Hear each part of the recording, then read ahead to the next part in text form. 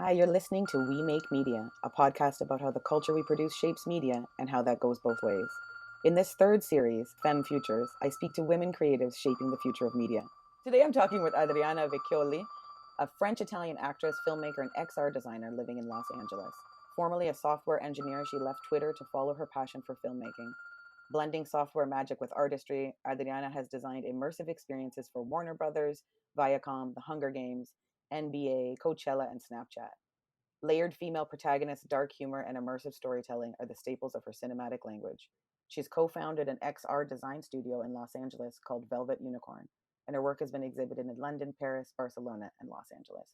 She's currently in week 3 of a 4-week Kickstarter campaign to fund her film Coming in Hot, and we'll get into why she still makes movies after proclaiming the frame dead in her 2016 viral Medium article. Adriana, how are you doing today? I'm doing well. Thank you for having me, Karen. Thank you so much for joining me. How's the campaign going? It's going well, but it's so much work. I feel it's more work than making the film itself. Yes. Yeah, the things we do to make things happen, to make it happen. Hmm. So there's so much to talk about XR and film history, and you have so many brilliant things to say. So I just want to start with just talking about the frame and the lens of Yes. XR, and Robert Stromberg, who said, one of the main challenges for storytellers is learning to think in terms of spheres instead of rectangles. Yes. Um, yeah, I think it's really profound in terms of ways of seeing, and working and going into these new media formats. Can you elaborate a little bit um, on that, and what that move? How do we get into that mindset? Sure. Well, as human beings, we experience the world in terms of spheres. Like if you think, like we all live in this big sphere floating into space, but also in our own little bubbles. And I feel like when I'm moving through the world, it's like there's a bubble, and to which I am the center that walks along with me everywhere I go. But when it comes to art, in making art that is shareable with an audience, with everyone, artists are taught to fit to let it fit into a rectangle, like whether it's the page, the screen. It's about being shareable. It's because we've been sharing ideas on the page, we've been sharing images and moving images on screens, Mm. so it feels instinctive, but really it's not. Really it's because we've learned it since our infancy. So what is beautiful about immersive storytelling is that we can come back to the sphere space, which is like the more natural space and to us. And so something like a big challenge for artists and storytellers is to let go of the old patterns that we learn that work well, to that serve the page well, the rectangle well, Mm. to expand at another dimension and think in terms of spheres. Yeah, it's amazing as it gets closer. It's just such an interesting connection there with just the eyeball and the lens, right? And as we Mhm. get kind of closer, connecting those two things, and just having the lens be right on our eyeballs. But the irony of this is, I mean, it depends how you experience immersive storytelling. If you go, you can go inside a physical space that's a sphere, and it's all projected on inside the walls of that sphere. But Mm. once when you experience VR or AR, um, there's still the intermission of screens of the rectangle, because VR is like two screens really close to your face that gives the Mm. illusion of the sphere.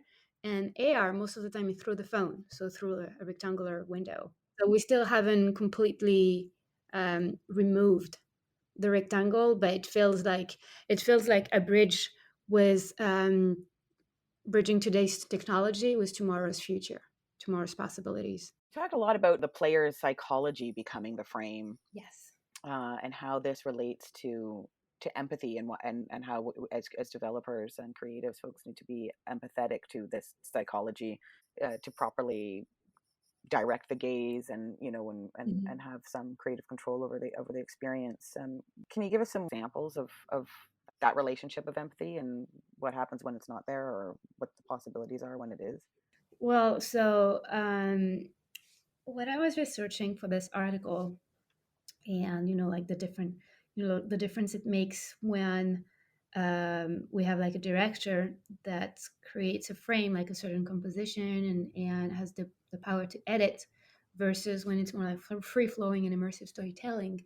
Um, I met with some video game designers, and they were telling me that they had been thinking about that for decades, because in most video games you have like a first person point of view, and so you have to make sure that the user know in what direction they're going. And like sometimes the video game is like linear, so there's only one way to go. But sometimes it's like an infinite universe, Mm. and you want to make sure that they don't spin their wheels in circles. Mm. So the idea is, by knowing, by anticipating how you think, how you might think, we will know what you will be looking at. And it's a bit the idea of like, because we know where we're coming from, we'll know where you're going to. Right. And in terms of empathy, um, I keep referencing this example, but the New York Times released this year of like 360 videos in 2016 of different on different topics, different subjects. And there's one named The Displaced that really affected me at the time, because so it follows a group of children who's been displaced because of war. They've lost their home and so on. Some of them live in refugee camps. And, there's so much, there are so many disasters happening in the world that I feel like often we tend to be desensitized to it. We are numbed, and therefore often journalism have to kind of like increase the drama and the shock factor. So you Mm. have this constant, um, race for more sensation, but like the more sensationalist headlines are, like the more desensitized we came to them. And it's a bit of a race to the bottom. And with the series The Displaced, you had no blood, no like shock images, but it really shook my feelings, because just if when you're going through a catastrophe, something difficult, then there are the really big things that are hard, but there's also like the small things that are Mm. consequences of this catastrophe that hits you in the feelings. Like for instance, if you're going through a breakup, then there's the breakup itself, and then there are like all the consequences of the breakup. Mm. Like for instance, you have you wake up, you used to seeing your partner's, I don't know, shoes by the bed or something like that, and just at that moment not seeing them anymore is maybe sometimes make it more real that the person is Mm. gone. And it's all those small things in your in your day-to-day life that makes the big event a reality.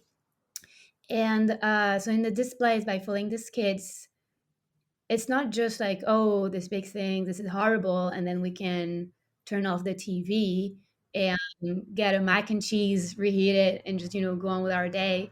To me, it made it real.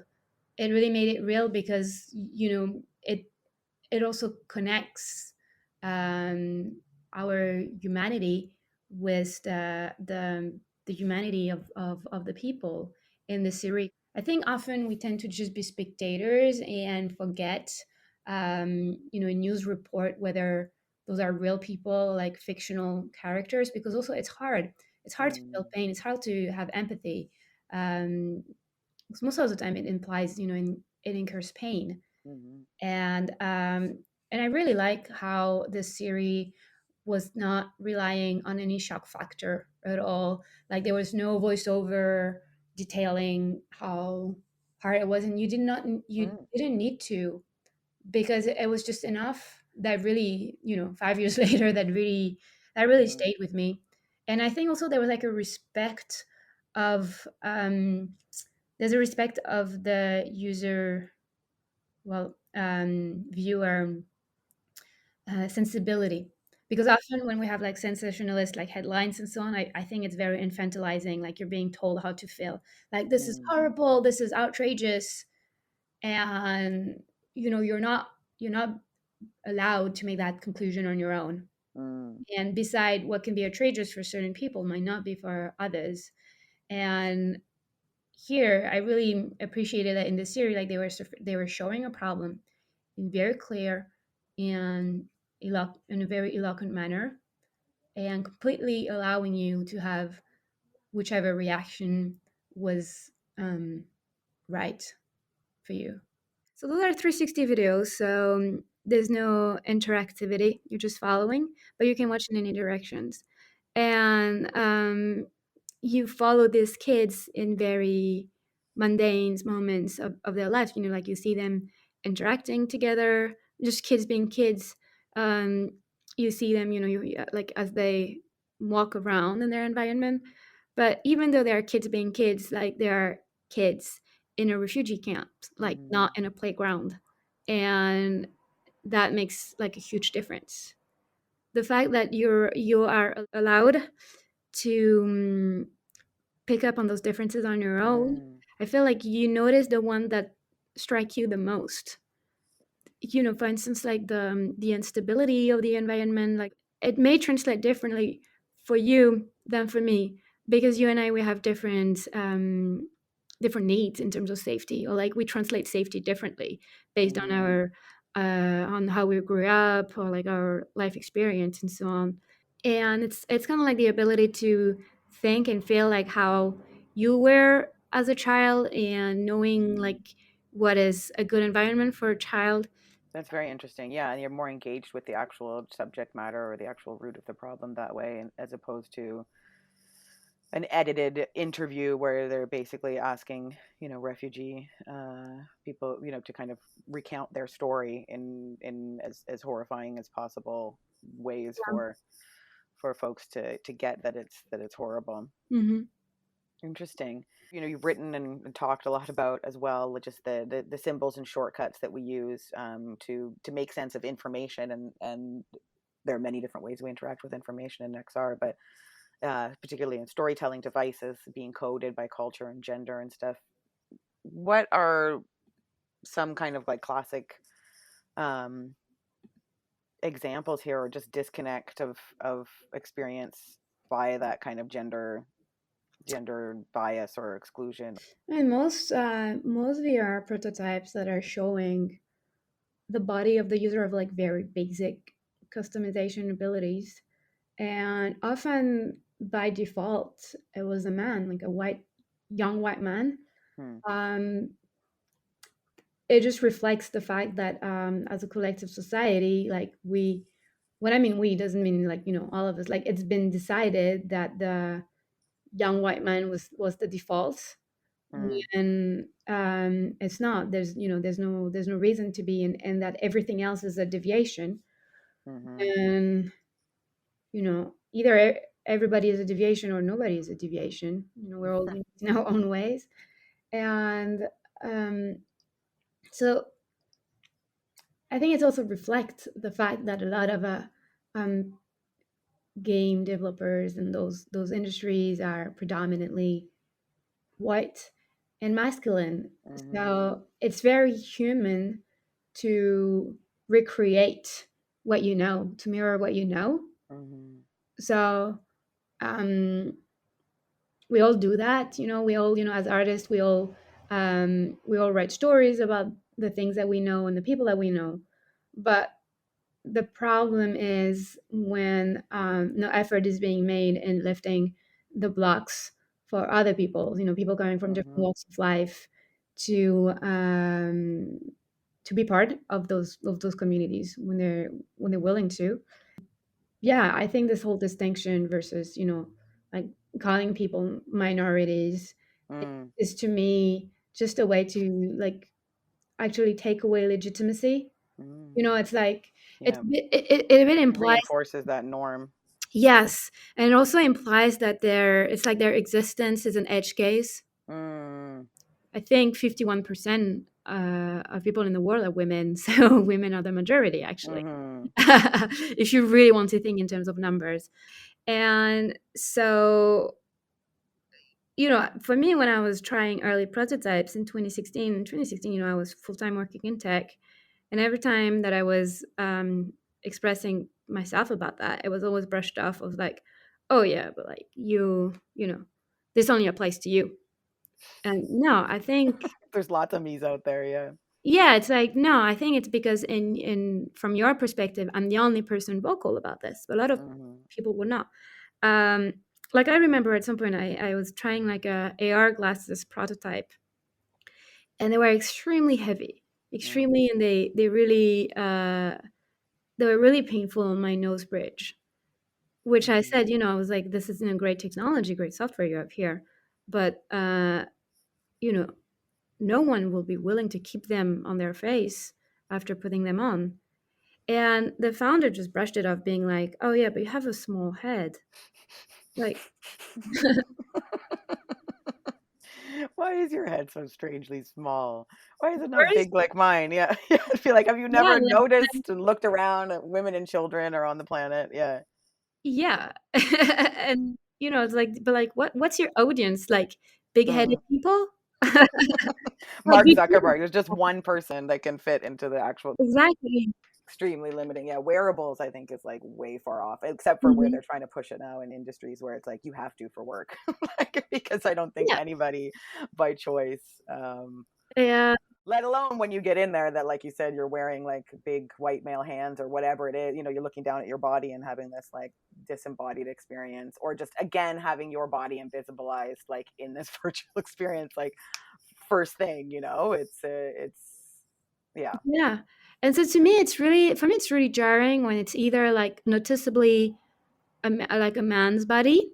Like Mm, something like I don't mind when it's generic, like Mickey Mouse gloves type of hands, right. something cartoony or something like that. Like I don't mind that at all. Actually, I like it because it allows me to float and disappear. So sometimes it's like there's something comforting in just floating through. Mm, Um, but I dislike when they've decided to be something specific, right. and the specificity does not allow you to port who you are into this virtual world. And Mm, another one is when it's a woman's body, and the woman's body is presented, as like an object of desire, mhm, because the people who made the experience desire women's body. But when mhm, you're a woman, like you don't necessarily have that relationship with your own body. And I remember this experience. It was really weird because like look, I was looking down, like looking around, and I look down, and the first thing I see is like it was a female body, and like I'm looking around, trying to make sense of the environment around me. And as I look down, I see this rack, those like two very perky boobs, like two juicy apples just waiting to be picked up and eaten from the fruit basket. And I was like, oh, okay. And like it wasn't an erotic VR experience. yeah. I was like, oh, okay. It's just like, like women, like they don't wear like that kind of bra every day because it's uncomfortable, or like because we feel weird showing that much skin to to random Mhm, people. It was just so weird. mhm, it's like stepping into someone else's fantasy. It's like the opposite of the possibilities of Exactly. yeah. It was not a real character. It was, yeah, exactly that, a fantasy. And there's nothing wrong in being sexy and flaunting what you got. But it's just Yeah, but it's not your fantasy, right? It's non-consensual in the sense that you're like, "Oh, I'm in," have a moment where you realize that you're in someone else's fantasy without choosing it. and also it felt like disconnected from the environment and the experience, because it was Mm, like a gritty type of place where like you're in a right. basement, it's cold and so on. And so it looked like they were with the other characters, they were trying to go more for like the default. Again, Mm, we just said how like what an illusion the default is. But it made me think of I read when the movie Mad Max Fury Road came out. I read an interview with the costume designer. She talked about the costume and the look of Charlize Theron's character Furiosa. And at first they wanted her to, like, in the first sketches, she had like a long ponytail, and she had a top with some kind of like a keyhole opening just above her breast, to show a peak of the breast, and like it's kind of like a look that we see a lot in like female fighters in video games. Like they have this long Ariana Grande like ponytail, and like cat suit with like a hole on the top to breathe.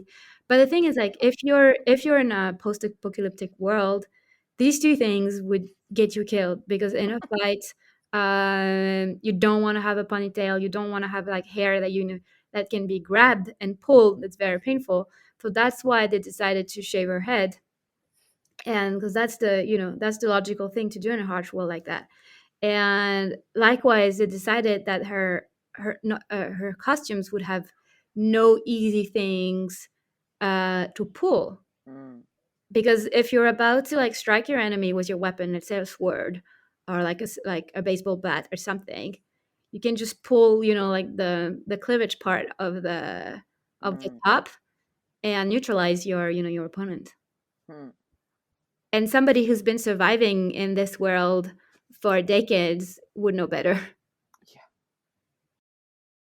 So that's interesting, and just in terms of like, yeah, what you bring to it from a filmics and storytelling side in terms of character development and Mhm. world development, which, and that you write and talk about a lot as well in terms of the creating that atmosphere, right? The importance of that atmosphere piece, and just that you can't get away with the gaps and stuff. But same with the embodied. The avatar is not just like what is a neutral kind of physical form, but what is the story, and how is that storied part worn on their bodies, or worn in the way that they clothe themselves. I think at the end, it all depends of the intention and your audience.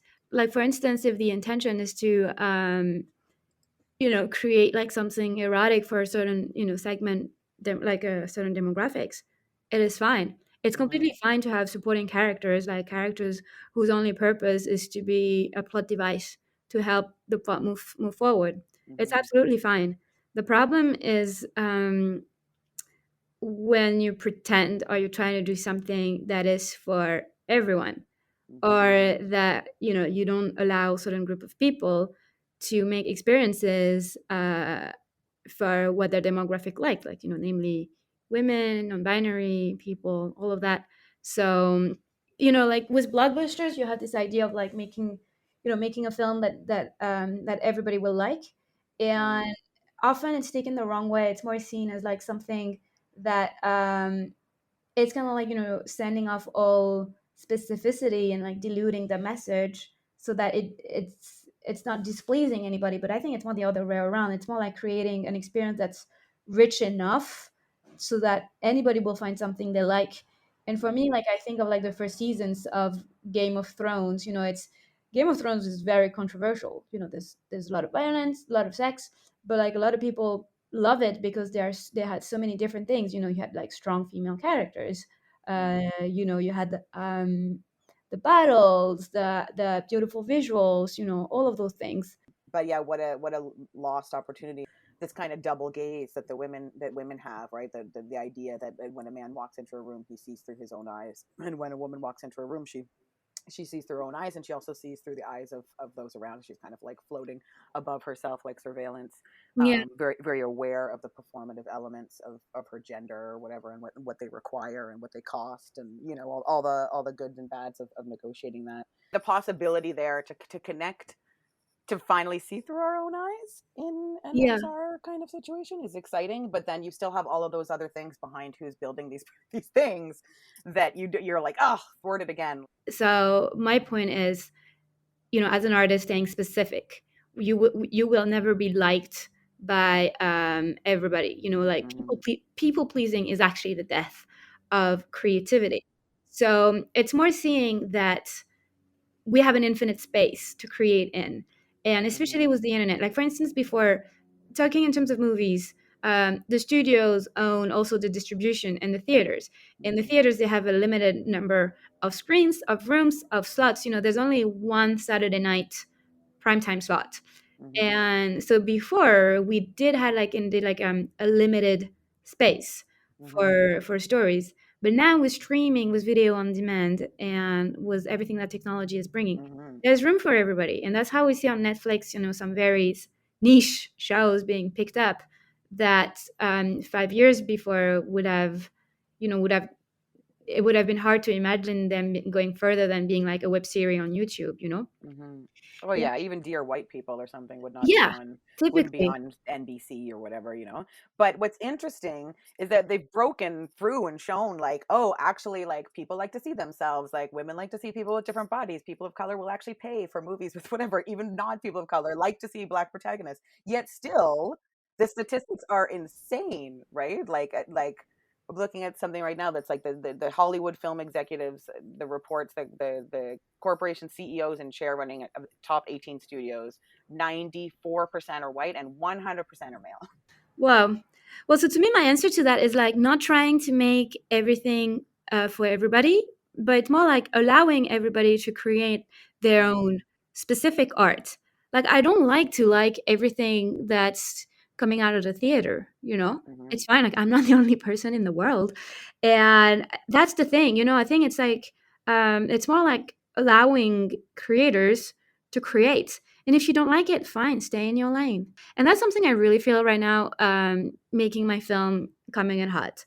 And like a big point, that resonated with a lot of people about this was like it's a female-led, women-driven film, and a lot of people privately went in my DMs and basically asking me, how come that is progress and not discrimination against men. So to that, I answer, well, it's very simple. If you see, so initially when I had the idea of Coming in Hot, I talked to different people around me, different like artists I've worked with and so on, to collaborate and make this film a reality. And as we're exchanging and so on, like, I remember like, a man that I, like collaborated very closely on my previous film, was telling him about the story. He loved it. But when we're discussing about the further development, every time I was like, no, that's not going exactly in the direction I'd like to. It's an interesting story, but it's a different story that you're taking. Because I think the story was resonating on like a very specific aspect of my own like experience of being a woman, and someone who hasn't had chance to have this experience had a hard time grasping on that, and was kind of like projecting something different. And so at first it was kind of like natural that female artists were gravitating towards the project. That doesn't mean that I plan on excluding men from the creation of this film and so on. And actually, when I see the backers in the crowdfunding campaign, or the people posting on social media, it's not only women. There are a lot of men who are interested in that story. And so my point is, it's about being specific. I identified something specific, and it makes sense that I surround myself with people who understand that specificity to bring this story to life. Yeah, and the only reason you're assumed to understand the specificity of male stories that are 90% of the literature you're going to study in school, and 90% of the fiction books, and 90% of the even children's shows that I watch all the time, I'm like, oh, here again, like, why is always the main Yeah. character like a boy? As I'm watching my daughter not see herself like in these things. But yeah, let's not give too much time to those fools. Good.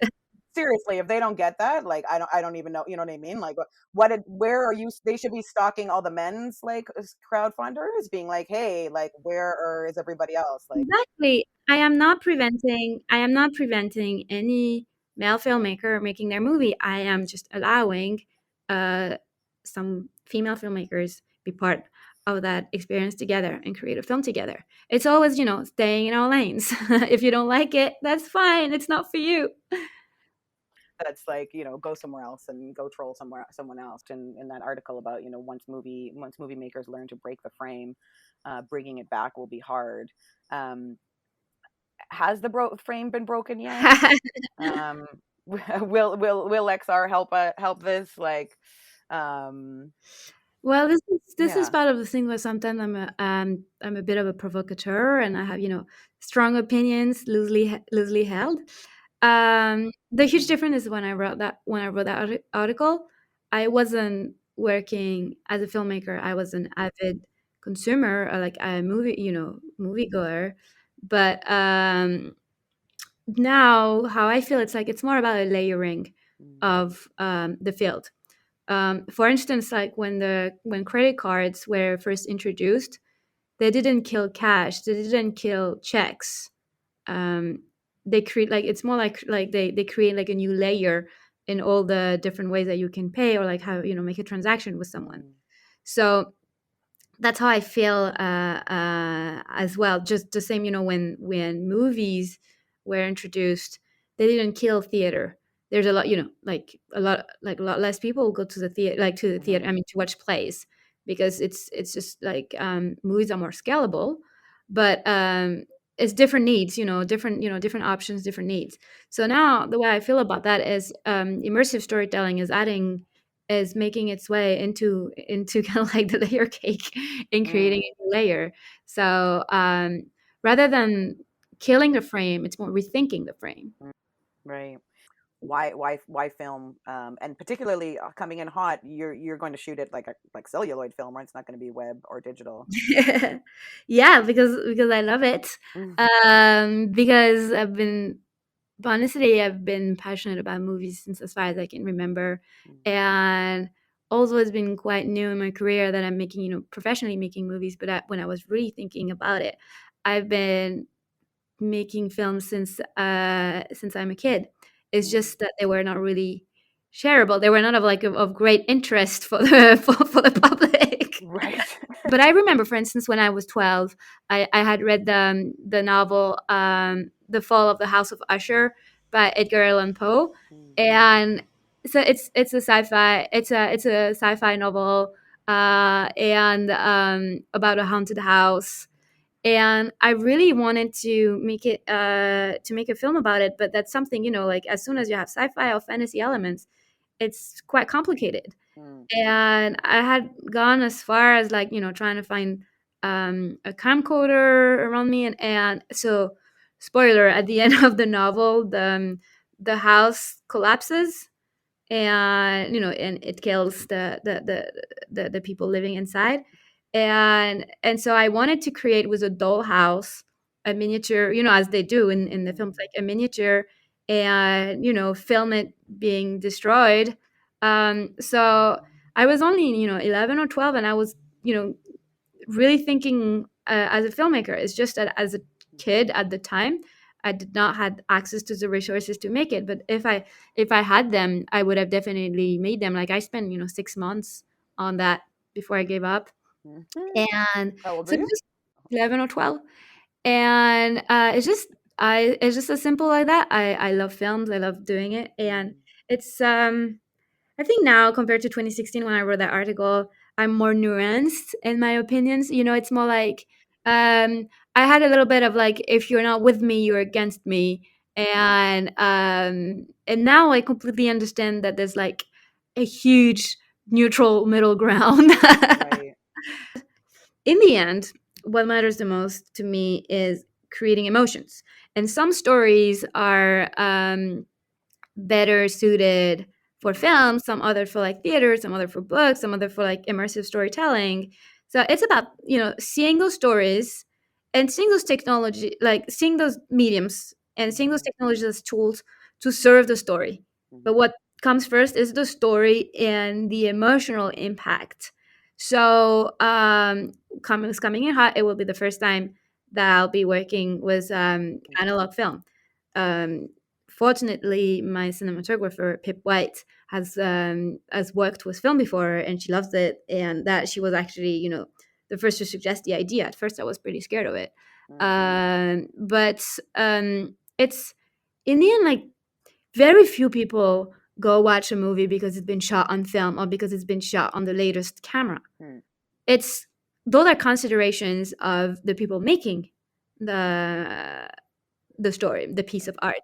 It's a bit like two painters discussing over two types of paint or brushes. Us, as the general audience, we don't care. We want like we want something that creates magic. To me, it's more been like um expanding the realms of my possibilities. I think, like, for instance, like I moved to LA 4 years ago, and every time, or like often when I'm outside of LA, or like I'm going back in Europe to my hometown and so on, there's always people kind of like sarcastically asking, so like, how's Hollywood? Are you making it? Mm. How's the thing going? And when they say making it, like, I think what they actually meant is like the idea of like being discovered, and it's like you're plucked out of the of the mass of of the gener of everybody, and like you're the chosen one, and then you're bissed out, fame and wealth and all of that. But that's really not how it works. The way it works is if you're being an artist because you want to be discovered Mm. and famed and loved, then um, you'll You're in be the wrong place. miserable Yeah, you would be because miserable. because all of those things like happiness, fame, wealth, all of that, success, they are byproducts of the work of creating. And but I noticed that the artists around me who they keep doing it for the joy of creating is because they would rather be creating Mm. than you know being in the tropics sipping cocktails. Mm-hmm. um, they end up, it ends up working out for them because they infuse a lot more passion in what they do, and the fact that it's their purpose give them like resilience, Mm. because if it doesn't work out they don't quit. Like maybe they can take a break, maybe they'll do things differently for sure, that's necessary, but they'll come back to it one way or another because that's Mm-hmm. what they're meant to do. And so to go back to the expression like making it got me thinking, well, it's really about making it, but not making it as in like breakthrough, like making it for yourself, Mm-hmm. making your own work. And I've really noticed the difference since I started doing my own projects. And first, it's always more efficient to talk about your project than talking about yourself in terms of self promotion. Mm. um, it's like your own projects will be the best Mm. promotional vehicle for yourself first. Second, when you're doing your own projects, and suddenly you can create value for others, whether you create a piece of art that they enjoy or potentially employment opportunities. And that is a lot more attractive than being, uh, I'm a first time director. Do you have a script for me to direct? Like, do you have a budget for me to make my film? Mm. Which is very needy. If instead you're presenting yourself, this is what I'm doing. Mm-hmm. Um, I need X and Y to get to my next step.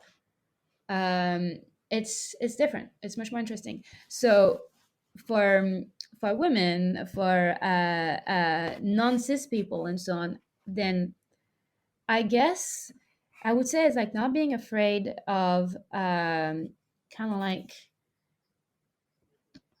creating their own community, of helping each other out, like dropping the whole idea of idolizing the people who are more successful and so on. Mm. Like they're just humans and stuff. Doing things with the people around you, and that's really how you grow, how you create your own pipeline. Mm. And supporting your friends. That's really how studio executives are doing. Mm. They're funding their friends. They're Mm. hiring their friends. So let's take a page from their playbook. Yeah, that's such an interesting. Yeah, that's a great observation. Yeah, that narrative, the way that that works on the bottom is Mhm. very different. That's like, yeah, sold as a failure narrative on that when you're not at the top. Yeah, but that's exactly how things Exactly. function. And success is meant to be shared. So when someone, it's also about dropping the scarcity mindset, being like there's really an infinite room for success, whatever success means for you. The idea that there's just a limited number of people, that's so not true, because for instance, like so many successful artists, they can like created their genre, their type. And so when you favor solidarity over competition, when somebody is successful in your community, then the whole community is successful and grows from it. It's a bit, let's say, if you have a relationship between two people, and let's say the woman, like between a man and a woman, and the woman has a promotion, and you can either choose to be like, oh, my wife earns more than I do, and being resentful of that, feeling threatened, and insecure about that, or you might be thinking, as a couple, we make more money. So I really think that, once, when you build your community, and you have the spirit of solidarity, we're helping each other out during in the hard times, but then everybody grows and benefits during the good times. Yeah, we all rise together. So how can people support you and Coming in Hot? So we are currently fundraising for the production of the film. So people can go to cominginhotfilm.com, and they can back us financially at any level that feels right for them. And another way that we can be helped is by sharing cominginhotfilm.com on social media to bring more exposure. What type of stories are you driven to tell in your films and Mhm. XR experiences? Like, what is the Um, Stories with complex female characters first, because those stories reflect the women who are around me, mm, and these women inspire me a lot. Um, then yeah, immersive storytelling. Like you know, I grew up watching a lot of Disney movies, and Disney movie really suspend reality, mm, and that's something that I really want to recreate in in um, in my films, or like immersive storytelling, like immersive experiences, something that creates another reality that you want to be engulfed in, mm. not just replicating, you know, going on the subway. or Right. Right. Um, okay. And yeah, I just have like a little, so I don't know if I'm gonna call it lightning round. I don't know what, but some questions. I mean, they're more about XR and web 3.0 than they are about film necessarily, but Mhm. AR or VR? I'm a storyteller, I'm a creator, and VR gives more freedom for the creator because we can control the whole environment. But then, as a spectator, as somebody who experienced, then AR gives you more power, and AR blends into your own environment. So it's different.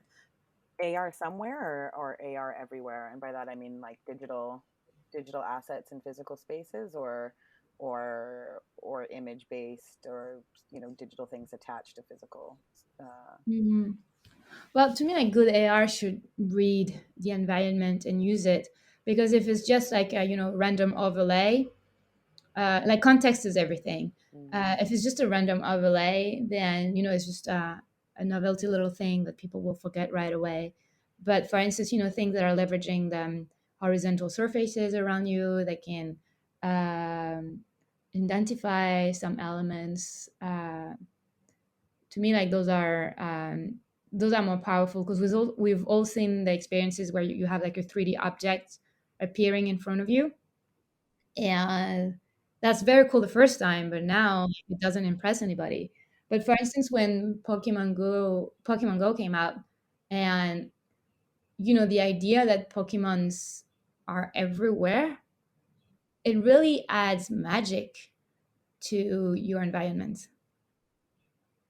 yeah, that third space. Yes, like that we it's like there's an invisible matrix around us with magic. I remember that, yes, summer 2016 when the game came out. I i was so hooked on the game, and it became, like people became a lot more active, like going around. It was Mm, because you would see different Pokemons, whether like you're close to water, or like in a drier environment. And so the idea is like, oh, let's see, let's walk around in the neighborhood and like see what we find. And with the digital magic of the game, it allows you to connect with the physical magic, mm, like the actual magic of the places around you, but you needed like a little tip, a little push to mm. open your eyes and pay attention, or like look at things differently. Wearable or mobile? Well, so in 2014, when we were talking a lot about wearables, I loved them. And because what I loved about them was the promise of having the devices blend into our lifestyle rather than the other way around, where we are slouching behind screens Mm, and we are adapting our body posture to the technology. But wearables so far haven't really delivered yet on that promise, but I keep believing. I keep believing. The thing is, a lot of people who create our current technology, software and hardware, are greedy and driven by advertising profits, and that's just how it works. And that's how we, determine viability of a project. So there are incentives in kind of like derailing the human lifestyle towards, to serve technology rather than the other way around. Apps or platforms? Aren't they becoming the same thing? Well, I guess so. Yeah, but I mean, individual. You think if people want individual experiences, or to find it all in one spot?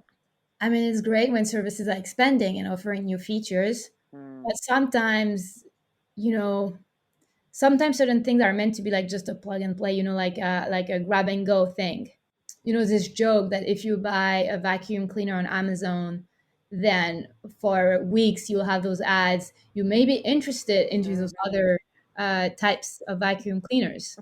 And like, no, I just wanted, this done. mhm, The thing is, like, this is not a viable model in terms of advertising revenue. mm, And the fact that we need the current metrics is attention, time spent in the app, and so on. There's this incentive in like creating dependency and adding all those features to kind of like keep you locked in this ecosystem.